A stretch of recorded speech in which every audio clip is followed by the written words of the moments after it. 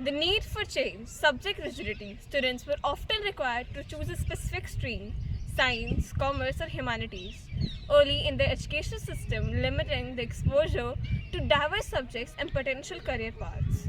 Lack of practical skills.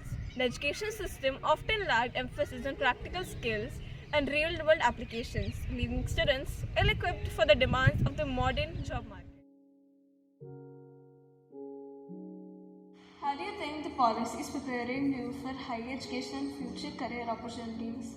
The new education policies provide opportunities for preschool and early childhood educations, strengthening learning outcomes by strengthening teacher skills, both in pre-service and service stages, with some interventions recommended for learning directly as well.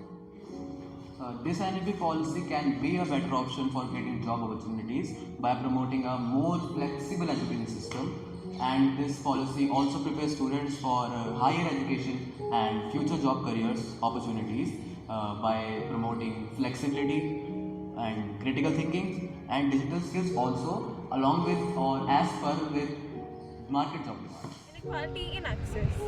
Disparities in educational resources and opportunities between urban and rural areas, as well as among different socio-economic groups, contributed to education inequality. Teacher-centric approach. The traditional model often relied on teacher-centric approach, where students played a pacific role in the learning process, hindering creativity and independent thinking.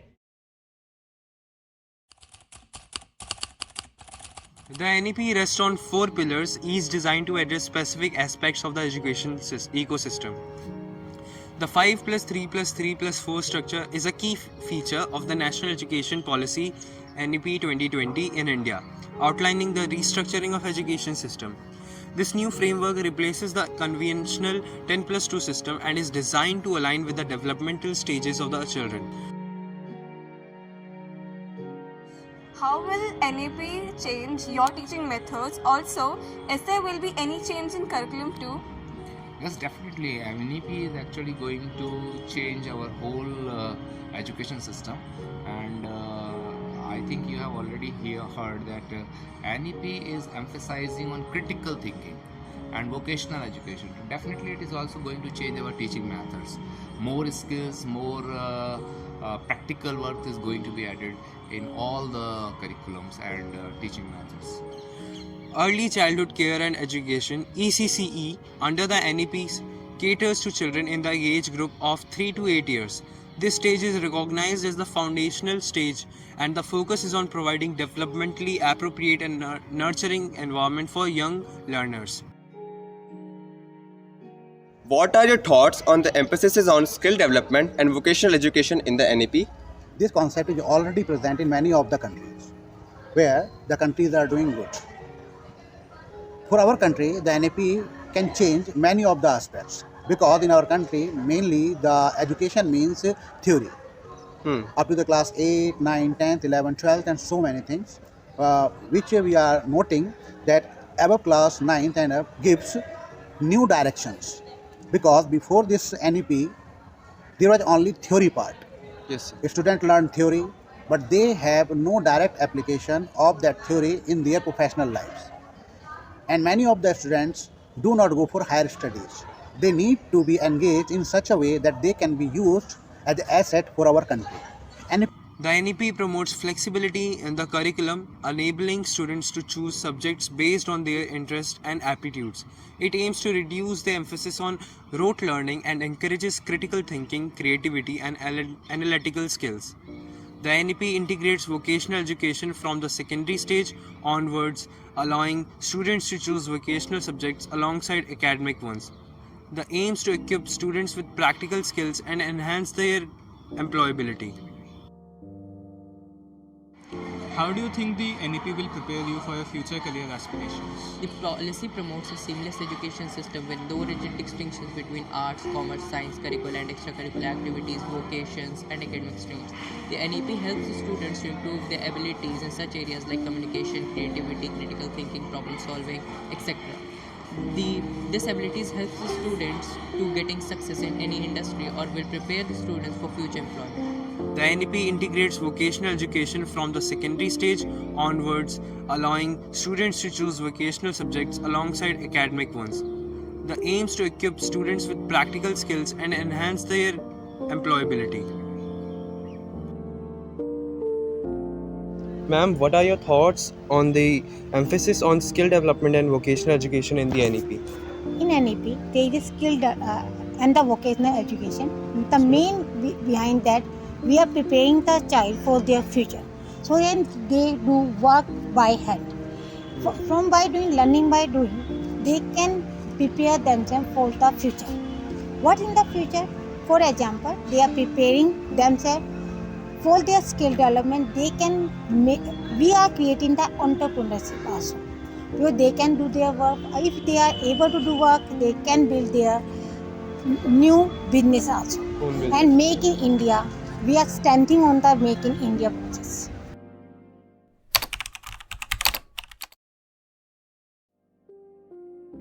Digital learning resources. The policy encourages the development and utilization of digital learning resources, including e-books, online courses, and educational apps. This facilitates a more interactive and engaging learning experience for students. Digital learning is replacing traditional education methods more and more each day. When used well for educational purposes, the latest technologies can help create opportunities for more active and meaningful learning experiences. This makes learning interactive. How do you think the policy is preparing you for higher education and future career options? This NEP mainly focuses on child's interest, their future prospects, their development, and development is all about all-round development. It helps students to reach their potential. They can achieve their goals by various new forms of technologies that would help them to select their goals. So I think this NEP mainly focuses on their practical knowledge, like new subjects are also included. They would be more confident. In particular grades, they would get some knowledge regarding importance of vocabulary, and self-confidence would build. So these are the plus points for NEP, and it will definitely help them to choose their particular their favorites among all the career aspects. The ability to study anywhere, online learners can complete coursework at home, a terrace, or a library. This advantage of online learning allows students to work in the environment that best suits them. Adaptive learning platforms. The NEP acknowledges the potential of adaptive learning platforms that can tailor educational content to individual student needs. This personalized learning approach aims to address the diverse learning abilities of students. When learning internet programs, kids understand and innovate with the digital world they inhabit. For many learners, the primary benefit of online learning involves scheduling flexibility.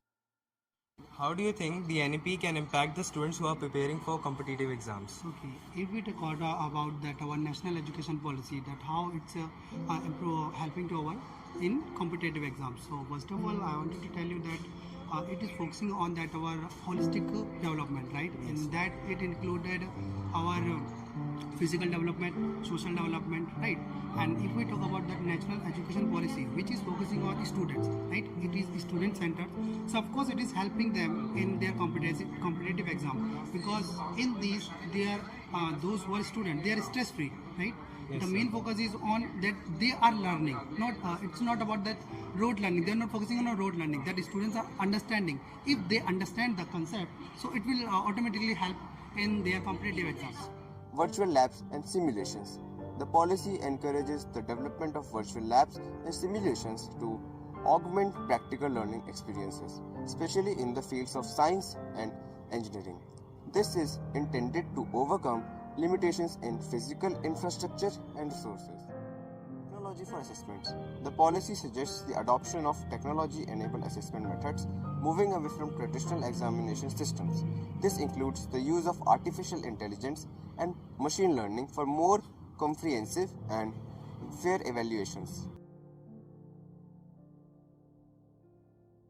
Thoughts and perception on NAP 2020?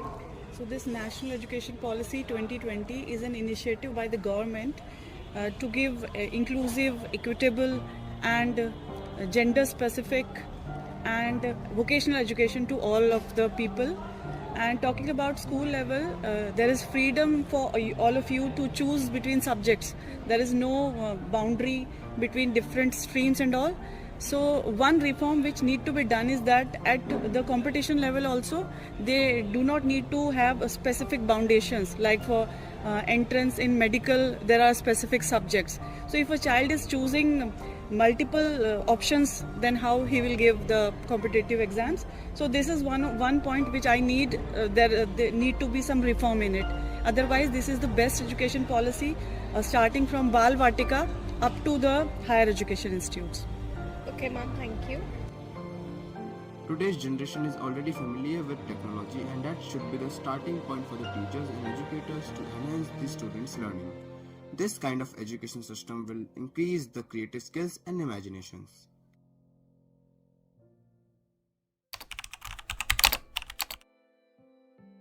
Every new policy comes with its drawbacks. So here are the drawbacks of the NEP. Resource allocation. The NEP proposes a significant restructuring of the education system. Allocating and mobilizing resources to support the infrastructure, training, and technology requirements can be a challenge, especially given budget constraints. Teacher training and capacity building. The success of the NEP heavily depends on the quality of teachers and their ability to adapt to the new pedagogical approaches. Ensuring comprehensive training and professional development for teachers across the country poses a considerable challenge. Assessment reforms. Shifting from a rote-based assessment system to one that emphasizes holistic development and skills may face resistance. Designing and implementing new evaluation methods that accurately reflect a student's capabilities and potential can also prove to be a challenge. So, what are your thoughts on focus on vocational learning in the NEP? In today's highly competitive environment, skill development and vocational training are must for student success. The role of NEP is to create a generation of skilled and trained students. Skill development and vocational training will make them ready to take the challenges and opportunities of the future. In this NEP, it is suggested to the schools and colleges to work on vocation courses so that a person can be skilled. Even he is not able to have the regular studies or regular graduation, then he can work and he can earn for his family.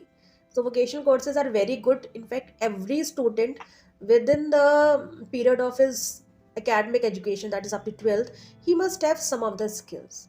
Today we talked about unemployment and other things, but the reason behind unemployment is, as per UN reports last year, that most of the Indian youth is unskilled. There is no skill in Indian youths. They are not updated. They are not getting according to the requirement of today's job opportunities. So vocational courses are very nice, and in the next session, government is going to have 1 or 2 vocational courses in this academic sessions of student. They can opt for regular study or for vocational. Technology integration. While technology integration is a key aspect of the NEP, ensuring widespread access to digital resources and overcoming infrastructural challenges in remote areas remains a hurdle. Cultural acceptance. Implementing changes in the mindset and culture of education takes time. Convincing the public about the merits of the new system and addressing cultural resistance can be a challenge. Would you like to suggest something for further improvement regarding this policy? Yes, I would like to suggest some improvements regarding the National Education Policy of 2020. It should focus on multilingual education system, recognizing the importance of all languages of India since it is a diverse country where people speak many different languages. And it should encourage students to learn in their own mother tongue or their regional language. It should focus on holistic education, which includes physical and emotional well-being as well.